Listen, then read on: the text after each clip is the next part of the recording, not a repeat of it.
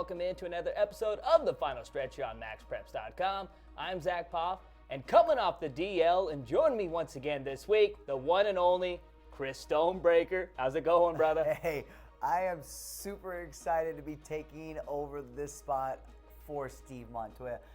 And if I were you, after 1 week with Steve, I would have done the same and bring me back on the show. So, we got a little good Dodgers, choice. We got a little Dodgers-Giants beef here. I couldn't have Steve on the show after they took 3 or 4 from us, so right. You know how it is. I know how it is. And besides that, I mean, you wanted me back here. You got better hair, so appreciate it. Thank you. And of course, the NFL draft was last weekend, and some big news coming out. Of course, MaxPreps.com, high school. So we're going to go ahead and look at it state by state to see which state had the most former high school players selected.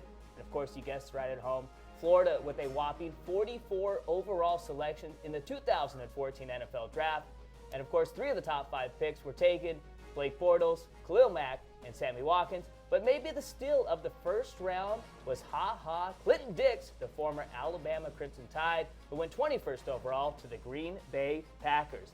And of course, back in his days in high school, he was an absolute stud for 2 years at Edgewater, then transferred to Dr. Phillips High. And of course, he was the number 2 safety coming out of high school and 7th overall on 24/7 among the 2011 class. And during his final 2 years at Phillips, over 100 tackles, 16 tackles for loss, 9 sacks, 3 INTs, and 4 forced fumbles. And of course, in 2012, he led Alabama with 5 INTs and played a huge role in winning the 2012 National Championship and was a first-team All-SEC member last year. Now, he was given that nickname, from his grandmother. So Hashan is his real name, and is what him and the teammates and coaches and grandma call him. I'm guessing he might have been a funny kid growing up, and Nana was like, we're going to go with Or funny looking. Every time they looked at him, they just laughed. But in general, though, the guy is one of those players coming from an Alabama system, 3-year starter there. You know he's going to be productive when he goes to the NFL. And yes, he is leaving after his junior year, but to know that you're a first-round draft pick in the NFL draft, I would probably come out as well and know that I can, provide for my family for the year. So I know he's going to be productive, and we've talked about it before off camera. Alabama has a history of putting out very productive and talented defensive players, and in this case, I can't see him being anything but that. And of course, Nick Saban guys, always NFL ready. They play a pro-style type of game down there in Alabama and the Crimson Tide. Now, switching from one side of the coast to the other, coming out to good old California, baby. 37 overall selections for the state of California, 4 coming in the first round.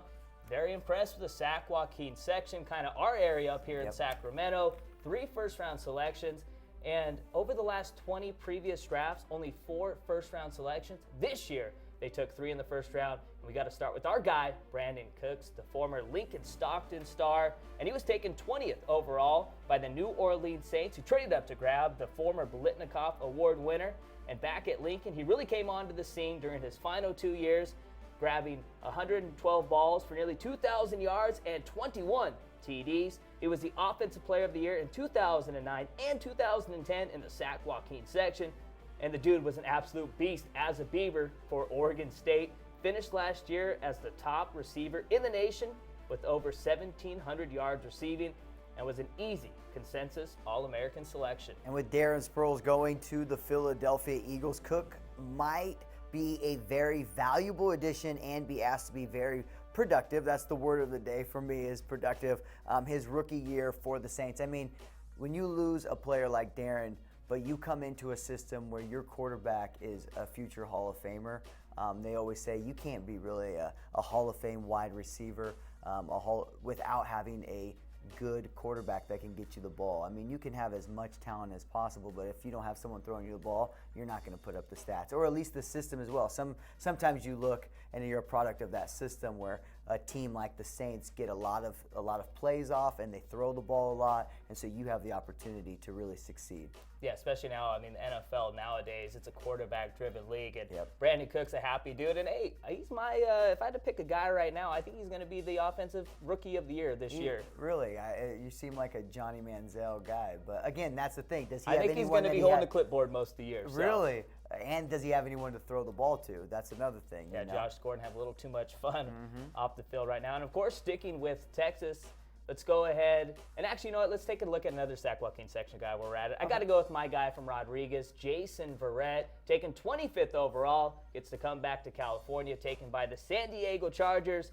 And, of course, back at Rodriguez, he was a pretty good player, had 5 INTs and nearly 1,000 yards rushing with 12 TDs his final 2 years as a Mustang. Played 1 year at Santa Rosa Junior College, then bounced to Texas and played 3 years for the TCU Horned Frogs. First team All-American last year and a 2-time first team All-Big 12 member. Now, he wasn't highly sought after as a recruit coming out of high school, and he was only a 3-star according to 24/7 Sports coming out of JUCO. Just shows you that hard work and maturity can really pay off, and in his case, literally pays off with being drafted, and does not really fit that physical mold, that physical cornerback mold that we've become accustomed to. You know, with as our guy Scott Hargrove likes, the Richard Sherman type. Exactly, those type, and the Darrell Revis, the guys that can get up on you at the line, get you kind of off of your route, and then can also make sure that you don't take that ball off his head when you go up for a pass in the end zone.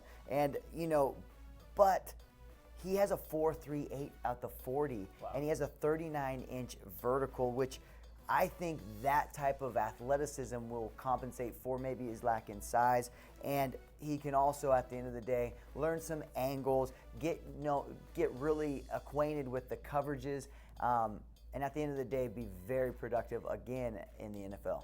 And of course, just like Jason Verrett, who went from California to Texas to play college football, let's go ahead and look at Texas. They had 25 selections in the NFL draft, 4 coming in the first round. We all know the guy that took all the headlights, Johnny Football, but a guy that he'll be teaming up with in Cleveland was taken 8th overall, and of course that was Oklahoma State cornerback Justin Gilbert. And back in high school, this guy was one of the best two-way prep players there was, one of the better dual-threat quarterbacks, threw for nearly 1,000 yards and rushed for 1,200 more, and he helped lead Huntsville to 2 of their 3 winning seasons since 2004.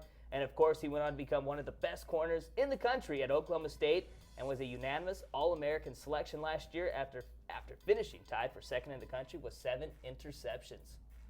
And of course, you get a look right there of him playing quarterback back in the day. This guy was an absolute freak with the rock. Now, sticking with the state of Texas, our guy, Mitch Stevens, touched on one of the best prep guys in all of sports right now, Patrick Mahomes, down at White House, Texas. And of course, if Mitch Stevens is touching on you, you're doing a lot of things right. Yeah, I mean, right now, he has a very good argument at being the athlete of the year. I mean, a few years. He could be. If Mitch Stevens is writing about you already, and then you're on our radar. A few years back, we had Dorial Green Beckham was getting the Athlete of the Year award as he was the state champion in football, basketball, and track. And Patrick looks to have all the individual accolades and has helped his team succeed, which warrants the distinction of Best Athlete of the Year. I mean, he was named Texas State Football Player of the Year by the Associated Press. He averaged more than 19 points per game and 8.3 rebounds on the hardwood, and he also could have been probably dropping more. He had 49 in one game, 37 in another, so it shows you he could have scored a little bit more. Maybe the system held him back a little bit. He was a 4-year starter on his number 1 sport and hit nearly 500, played spotless center field, and of course pitched. He's going to Texas Tech on a football and baseball scholarship, but you never really know. That 7-figure payday may lure him towards his favorite sport of baseball. And it's very interesting, too, because his old man, Pat Mahomes, was in the same type of predicament. I mean, this guy could have went bald for Nolan Richardson and the Arkansas Razorbacks, but he was taken in the 6th round by the Minnesota Twins in a 1988 draft, and he elected to go play professional baseball. And he was a very solid relief pitcher, pitched 11 years in the big leagues. So it'd be interesting to see what Patrick Jr. kind of does. You get a look right there, him playing football. I mean, he kind of reminds me of Johnny Football a little bit. He's got a lot of style, big, fast, strong arm. And also, the scary thing is he's only really played 2 years of competitive football. So the ceiling is so high for this young guy. That is true, but I mean, when your love is baseball, I think, and you see that you can get into it early and you have that talent, you probably go that route and just go with being able to provide for your family soon. But also, you asked me the question earlier, do I think he is the Athlete of the Year? This is MaxPreps, and at MaxPreps we cover every game, every team, every player. And one of the things that I've seen over the years, I mean, Marquise Lee was in the same boat here, you know, very productive in football, very productive in basketball, track and field, wasn't our player of the year. But he has to go against guys this year like our National Football Player of the Year in his own state, Kyler Murray, who won the state championship, won our National Football Player of the Year award, who would have an argument as well. A guy like Stanley Johnson, who won 4 state championships in the state of California on the basketball court, very well, is just productive as well as just a huge recruit, has a good argument on that. And then you have Jalil Okafor, a big recruit. How about other guys that might not be on the radar in other sports, like wrestler Chance Marsteller? I mean, the guy is a 4-time Penn State champion. He was 166-0. Wow. He's going to Oklahoma State. He decommitted from Penn State. He goes to Kennard-Dale High School. 170-pounder going 166-0 and a 4-time state champion. Especially in the state of Pennsylvania. That is tough to do. Yeah, and as we know, Pennsylvania is kind of known throughout the nation as being probably the best wrestling state in the nation. So what he did was superb and should probably be on the radar as well for Athlete of the Year. He's just dominant in his sport. I know he might not have the other sports, but he's so dominant. Kind of like last year we gave Derrick Henry the award. On the basis, really, he was so dominant. He broke a record that had been held since the 60s. It's something that you just can't shy away from sometime when a player is that dominant. And then on the girls' side, too, we're going to have a girls' National Player of the Year, and we have girls like Taylor Nelson and Courtney Eckenrod, who both of them went 45-0. Both are D1 scholarship holders, and both have 5A or Division I state titles for their team, and that's something as well. You know, we always look past all these major sports, and then we have wrestlers, we have women's National Player of the Year that will get announced, and all of these are going to have so much just competition within their own right. It's so hard to really pick one athlete that's the Athlete of the Year. There's so many high schools across the country. Mm-hmm. It's nearly impossible to single out one individual to be that top person. I mean, it's tough. It's tough, especially when you look at all the talent that's out there. And again, Chance Marsteller, I mean, the guy's a stud, but we can't throw out any of the other guys we mentioned, from Stanley and Kyler Murray and of course Mahomes here. And of course, looking at Mahomes' favorite love, baseball, let's go ahead and switch things up and take a look at this week's Excellent 50 baseball rankings. Of course, Barb continues to stay hot at the number 1 spot. They've reeled off 26 in a row, and they are 2 wins away from winning their 2nd state title in the last 3 years. Through the first 4 rounds of the 5A Louisiana State playoffs, they have outscored their opponents 42-10. O'Connor jumped up 3 spots to number 3 after advancing to the 3rd round of the UIL Texas State playoffs after sweeping MacArthur. Colby Lunsford and Drew Fields combined to go 6 for 8 with 8 ribbies in the back end of their 2-game sweep. They have now rolled off 24 straight, and they lock horns with the 25th ranked team on the Excellent 50 Corpus Christi Carroll this Saturday. 8 teams saw themselves drop out of the rankings, with Clearwater, Central Catholic, and the First Academy both taking the biggest hit, falling from the top 15 to outside the top 50. And of course, if you want to check out the full rankings, just go to MaxPreps.com and click on the baseball page. Now, sticking with the diamond, but to the ladies' side, let's go ahead and check out the Excellent 25 softball rankings. Didn't see any movement among the top 3, with Mission Viejo, Amador Valley, and Alexander Central holding down the top 3 spots. Alexander Central has rolled off 61 straight dating back to last year, and during their win streak, they have outscored the opposition 670-66. Mission Viejo's Taylor McQuillan threw a perfect game in their 8-0 win against Tesoro last week to give them their 20th consecutive win. And Lebanon went from unranked all the way up to number 8 after finishing the regular season a perfect 26-0. And Cinco Ranch was among 4 teams this week that dropped out of the Excellent 25 rankings. And of course, for a complete breakdown of the softball Excellent 25, just go to MaxPreps.com and click on the softball page.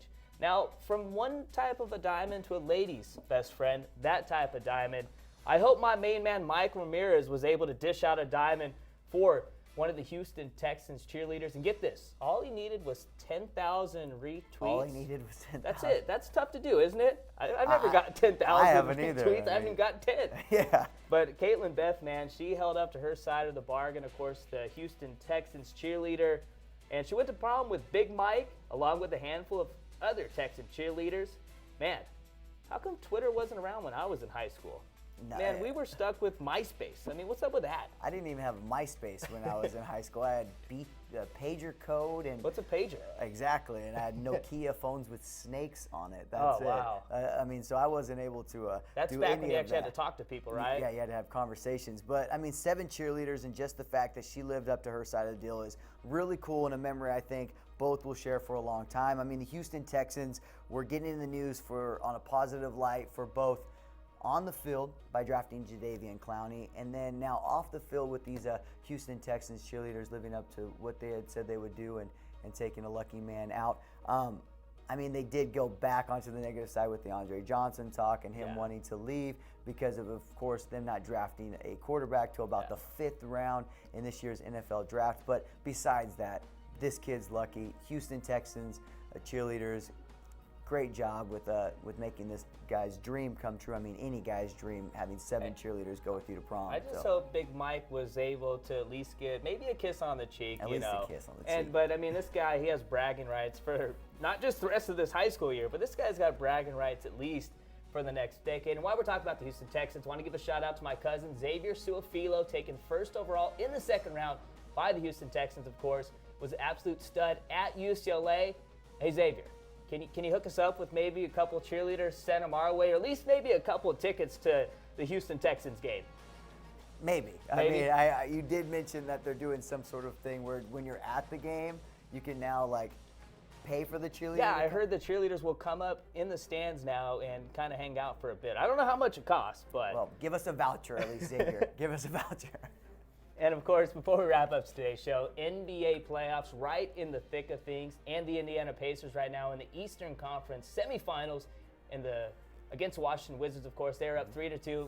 Tough game yesterday at home and a closeout game for Indiana, but their all-star, 2-time all-star Paul George, I guess you were able to catch up with him last summer, right, partner? Yeah, over the last few summers, the NBA puts on an NBA basketball minicamp in Las Vegas, and we've shown some of the interviews in the past as well from some of the players. And last year they had it again at the Max Center on the campus of UNLV. And what's great about it is I get to go there and talk to some of the up-and-comer of the NBA stars, the Drew Holidays, Ryan Andersons, and of course the Paul Georges. And you get to really interact with them and at least ask them some questions that are pertinent to, the high school days that these kids were actually just in high school just a few years back. Paul George was in the same class as Drew Holiday, as DeMar DeRozan down there in Southern California. So in this conversation, as you'll see, I got to ask him about a few things that his coach from high school instilled in him, as well as some recommendations he has for high school athletes. I think I just would have been much more aggressive. I think I wouldn't have limited myself, to certain things. I would have been much more open about things. Had I known the things that I know now. And then when it comes to morals and ethics that your coaches back in the day used to instill in you, what do you carry on now in your game? Well, just to continue to get better. Use every day to get better. And, that was one of the big things my high school coach, instilled to us is, it's a pleasure to play basketball. And if it's something that you want to do, make it an everyday thing. And, that's the biggest thing I took from him.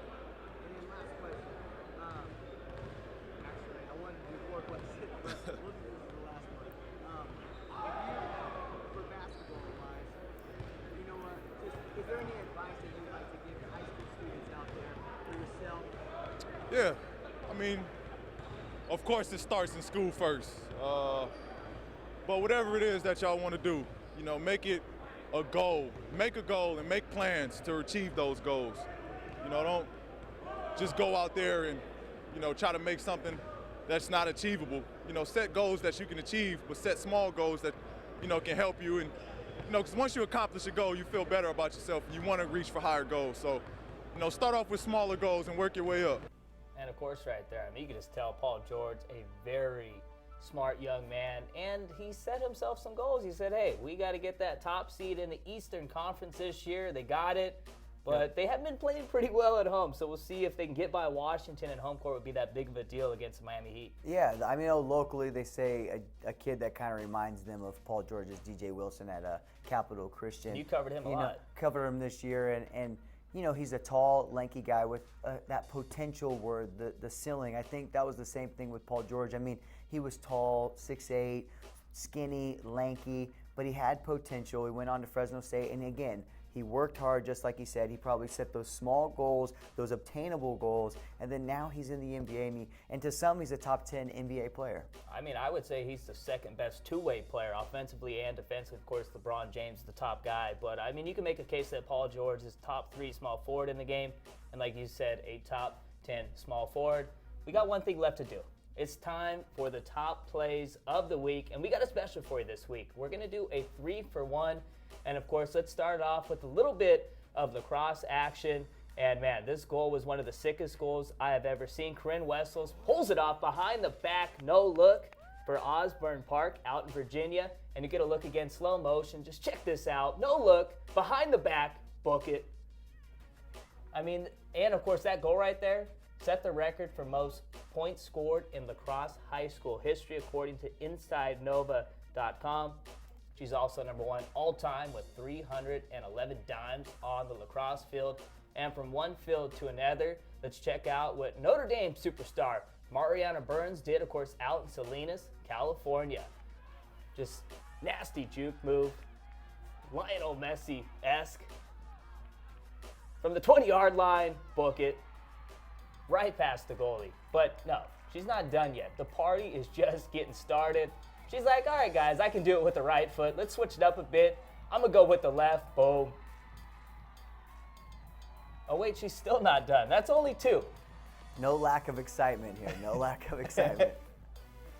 And check out the header right here to set up Burns. She's like, all right, I showed the power with the first 2. I'm going to show a little finesse right past the goalkeeper. 3 for me, baby.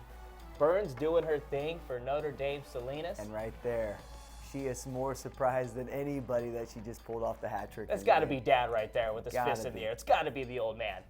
It's special. It's special. I mean, I know from personal experience that, scoring 3 goals. That's nothing for you, right, Stoney? Yeah, especially in like Folsom Rec games, indoor soccer games that I injured myself at. I mean, it's nothing. Nothing. You walk around and you get hurt. You sneeze and you crack a rib, all right? I see how it is, but I still put up 3 goals in rec. And, of course, we've got one more top play. And let's get a little grand salami action here for you. Of course, check out, first one from Vincent Fitzgerald. And you love the audio in the background rolling? It's kind of 1940-esque. Whoever edited this was just like taking some of the classic calls and just throwing them into the highlights. Love that. Great job editing on this one. And the 5'11", 205-pound senior Vincent Fitzgerald. Like, I got 1 grand slam. Give me 2. And that call right there was a Kirk Gibson walk-off against Dennis Eckersley in Game 1 of the 1988 World Series. Has that hurt a little bit for you? Yeah, that hurts. I know you're an A's fan, and I love hearing that call. Oh, I mean, that's the last World Series that the LA Dodgers have won, and the way they're playing right now might be one for a while. But congrats, Canyon County, man. Vincent Fitzgerald, 2 grand slams in 1 game, went 4 for 4 in that one. How great was those MP top plays? I mean, this week we got a person breaking a national record in lacrosse. We got a girl going for a hat trick, and then we got a guy with 2 grand slams in 1 game. Not even just 1 grand slam, 1 game, but 2. It reminds me of back in the days when you get those Denny's hologram cards and you look at the back and it'd tell you how many grand slams. I mean, this guy right at the top would have 2 in 1 game, and I'd save that one. I'd save it. And of course, it's very competitive now with the user upload video. So hit us up on Twitter at MaxPreps and upload your videos. You can go to MaxPreps.com and upload them that route too. Make sure you get your videos up. We want to see the best action in high school sports. Well, Stoney, it's all the time we have today here on The Final Stretch. For Chris Stonebraker, I'm Zack Poff here on MaxPreps.com, America's source for high school sports.